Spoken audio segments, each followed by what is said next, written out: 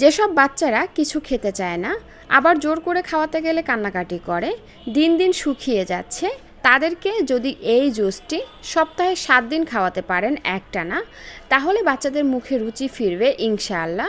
সেই সাথে বাচ্চারা পর্যাপ্ত পুষ্টিও পাবে। তো এখানে আর কথা না বাড়িয়ে চলে যাচ্ছি মূল পর্বে। চলুন রেসিপিটি দেখে নেই। প্রথমে 4টি কাঠবাদাম, 4টি কাজু বাদাম, 8 থেকে 10টির মতন কিশমিশ, সেই সাথে 2টি খেজুর। খেজুরের মধ্যে থাকা বিচিটা ফেলে দিয়েছি এবং সবগুলো উপকরণ খুব ভালো করে ধুয়ে নিয়েছি। এবার কিছুটা পরিমাণে পানি দিয়ে এগুলোকে ভিজিয়ে রেখে দিচ্ছি 1 ঘন্টার জন্য। ফিরে আসলাম 1 ঘন্টা পর, আর এরই মধ্যে সবগুলো বাদাম ফুলে ডাবল হয়ে গেছে, আর কাঠবাদামের খোসাটাও নরম হয়ে আসছে। এখন হচ্ছে হাত দিয়ে খোসাগুলোকে ফেলে দিচ্ছি। তারপরে একটা ব্লেন্ডারের জারে এগুলোকে নিয়ে নিচ্ছি এবং ব্লেন্ডারটা অন করে এগুলোকে আমি ভালো করে মিহি করে ব্লেন্ড করে নিচ্ছি। আপনারা চাইলে আরও একটু পানি দিতে পারেন লিকুইড করার জন্য।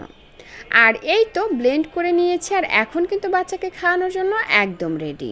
এই জুসটা বাচ্চাদের মুখে রুচি তো বাড়াবেই, সেই সাথে এই জুসের কিন্তু আরও অনেক উপকারিতা রয়েছে। যেমন এই জুসটি বাচ্চাদের স্মৃতিশক্তি বাড়াবে, অর্থাৎ কিছু শেখা বা মনে রাখার ক্ষমতা বাড়াবে, বাচ্চাদের হাড় ও দাঁত মজবুত করবে, সেই সাথে রক্ত স্বল্পতাও দূর করবে। কারণ খেজুর ও কিশমিশে আয়রনের অন্যতম সেরা প্রাকৃতিক উৎস, যা রক্তে হিমোগ্লোবিনের মাত্রা বাড়িয়ে শিশুর অ্যানিমিয়া বা রক্ত স্বল্পতা প্রতিরোধ করে। রোগ প্রতিরোধ ক্ষমতা বাড়াতেও কিন্তু এই জুসটি গুরুত্বপূর্ণ ভূমিকা পালন করবে। তো আমি বলবো বাচ্চাদেরকে এই জুসটি প্রতিদিন খাওয়াতে।